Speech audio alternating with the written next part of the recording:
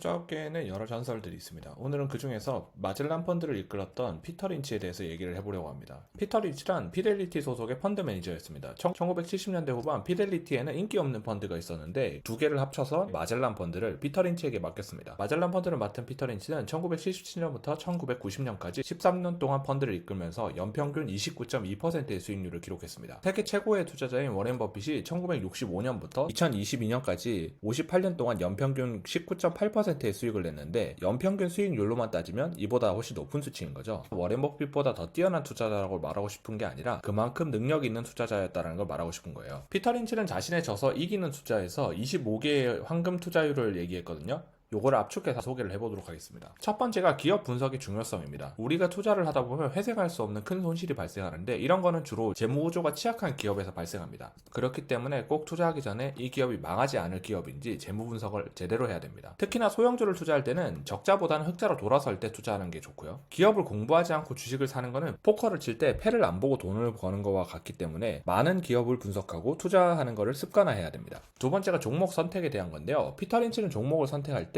전문가들의 말을 무시하고 스스로 잘 이해하고 있는 기업과 산업에 투자해야 된다고 했습니다. 실제로 피터 린치가 마젤란 펀드를 운영할 당시 던킨 도너츠나 필립 모리스, 타코벨, 포드, 크라이슬러 같은 일상에서 쉽게 접할 수 있는 종목들을 투자해서 엄청난 고수익을 올렸거든요. 피터 린치는 이해하지 못하는 첨단 기술이나 신사업에 투자하는 것보다는 잘 이해하는 기업에 투자했습니다. 워렌 버핏과 마찬가지죠. 물론 꾸준한 기업 분석으로 철도, 방산, 보험, 제약 등등 다양한 산업을 공부하면서 투자 분야를 넓혔지만 저평가된 종목을 찾기 위해서 노력했죠. 우리도 일상에서 갑자기 인기를 끄는 브랜드가 있다면 그 회사의 주식을 살 수가 있는지 실제로 장기간 투자하기 좋은 종목인지를 찾아보는 것을 습관화해야 됩니다. 또한 집중적으로 관심을 받고 있는 성장 산업의 최고 인기 주식을 피하라는 조언을 하는데요. 이거는 성장 초기에 타는 거를 얘기하는 게 아니라 고점에 물리는 걸 경계하는 거겠죠. 이런 산업에서 최고 인기 주식은 역사적 신고가를 형성하고 그 이후로 수십 년 동안 고점에 다가가지 못하는 경우도 많거든요. 대신에 비인기나 저성장 산업에서 숨어있는 위대한 기업을 찾으라고 조언하기도 했습니다. 비인기나 저성장 산업인데도 잘 성장하고 있는 기업이 있다면 그 산업에서 엄청난 영향력을 보여줄 수가 있을 것이고 궁계 일학으로 두각을 나타낼 수 있을 거니까요. 그리고 침체된 산업에 투자한다면 그 중에 살아남을 수 있는 기업을 선택하고 회복할 기미가 있을 때 매수하라고 합니다. 즉 다시 살아날 수 없는 사양 산업에는 투자를 하지 말란 얘기죠. 마지막으로 위험성이 큰 투자는 거의 언제나 예상을 빗나가기 때문에 욕심으로 도박하는 게 아닌지 잘 생각을 해보고 매수를 해야 됩니다. 세 번째가 포트폴리오 구성인데요. 주식을 보유하는 거는 아이를 키우는 것과 같아서 너무 많은 종목은 관리하기가 어렵습니다. 주식에 많은 시간을 쏟기 힘든 직장인 투자자라면 8개에서 12개 정도 괜찮은 기업들만 모아놓고 꾸준히 관찰하면서 싸졌을 때 사고 비싸질 때 파는 식으로 매매하는 게 좋고 한 번에 5개 이상의 기업은 보유하지 않는 게 좋다고 합니다.